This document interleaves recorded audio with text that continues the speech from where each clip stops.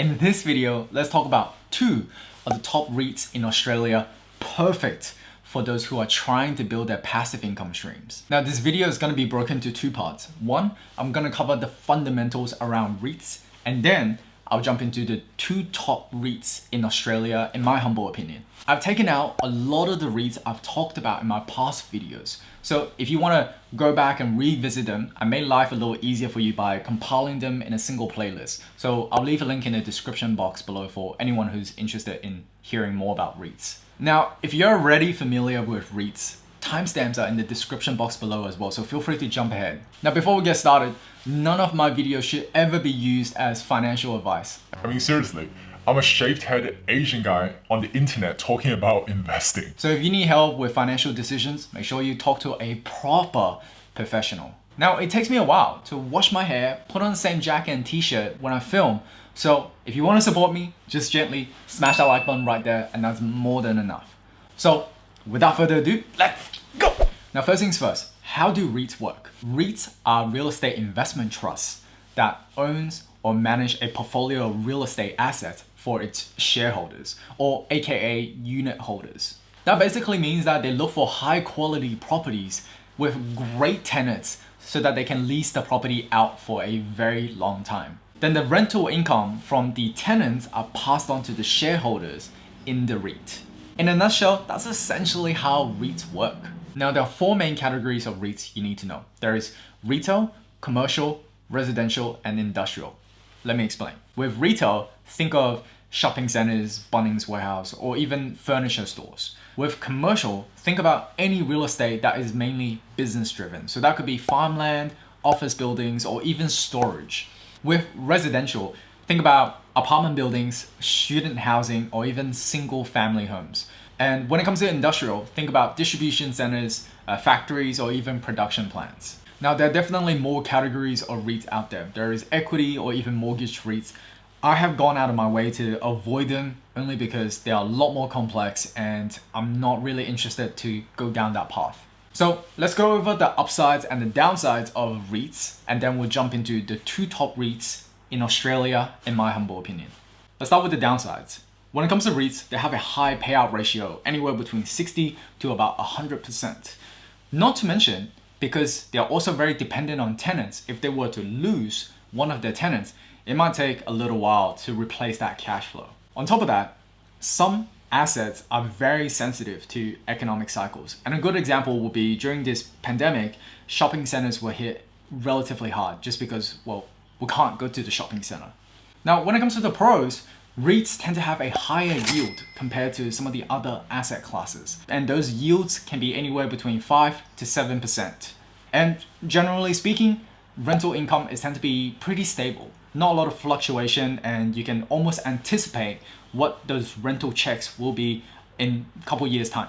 And another thing I really like about REITs is that for some of the lease agreements, they tend to build in fixed amount of rental increase, or it's adjusted every single year by the consumer price index. Now, one of the last things I really like about REITs is their tax deferred income.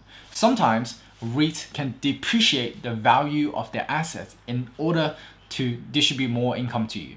And that income is not taxed until you sell off your share inside the REIT. So that's a pretty nice feature for owning a REIT. Granted, those are the upsides and downsides of REITs. My filtering criteria for a great REIT is 1, a high quality tenant. 2, the weighted average lease expiry is greater than 5 years. More on this in just a second. 3, the assets inside the portfolio need to have some kind of essential element to it so that they are resilient against economic cycles. And 4, earnings growth.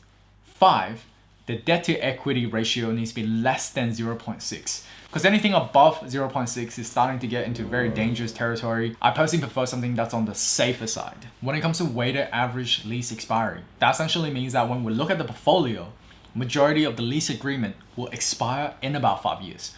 So with this metric, let's call it WALE. We want WALE to be greater than 5 years, or higher the better.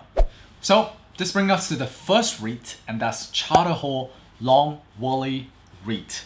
Now with this REIT, they are currently trading at $4.60 when I was recording this video, and the dividend yield is approximately 6%. Now, this is one of Charterhall's REIT investing in assets that are predominantly corporate and government tenants on very long-term leases. Now, to give you some perspective of what long-term leases mean in this REIT, the average weighted lease expiry date is 14 years with a 99.8% occupancy rate. If you look at the major tenants, it's mainly our government and essential services. So the chances of them not paying the rent is very, very slim. And if we dig a little deeper into their portfolio, they have about 30% in industrial assets, 30% in office assets, and 26% in long WALE retail. So industrial assets are distribution centers, Aussie Post, or waste management plants.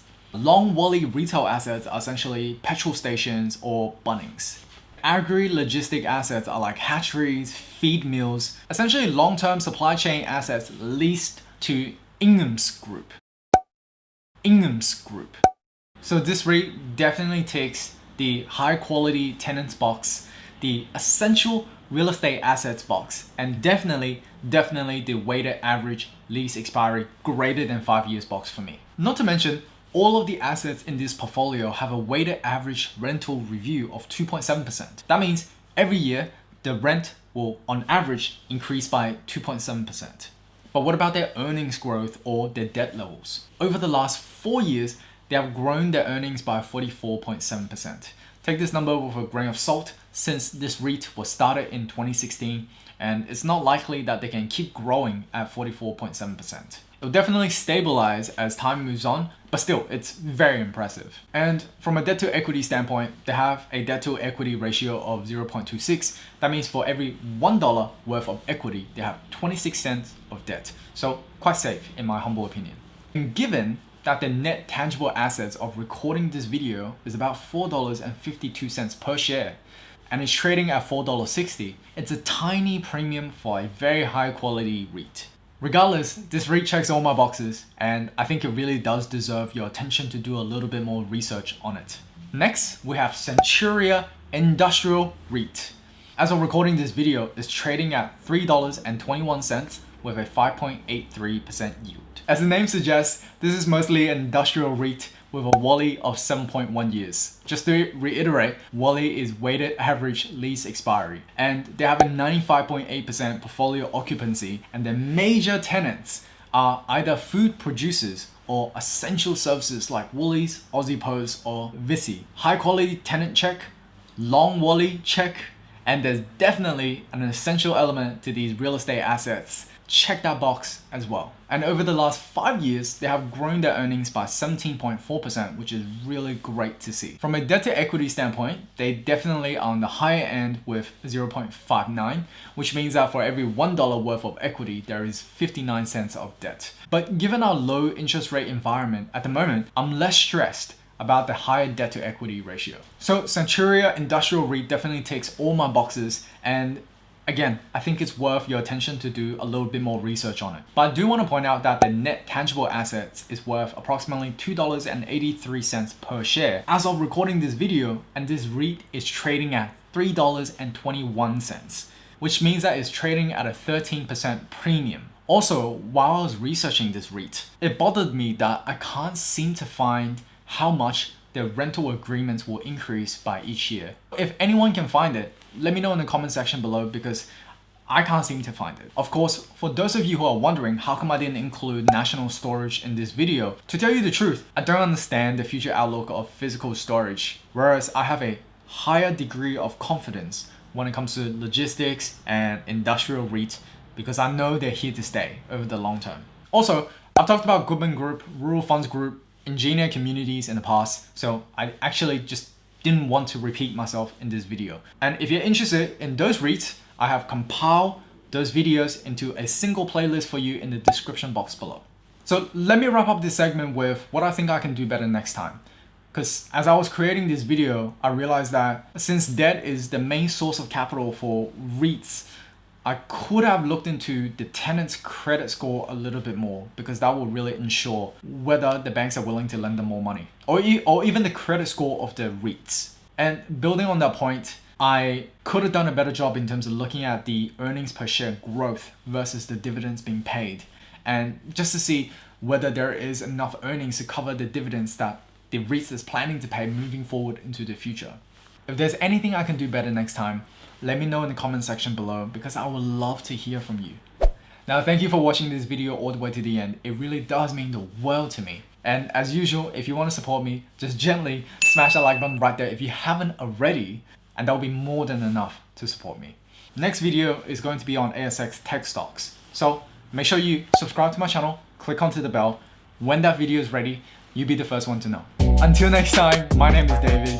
Otto will always do the honors and see you very, very soon.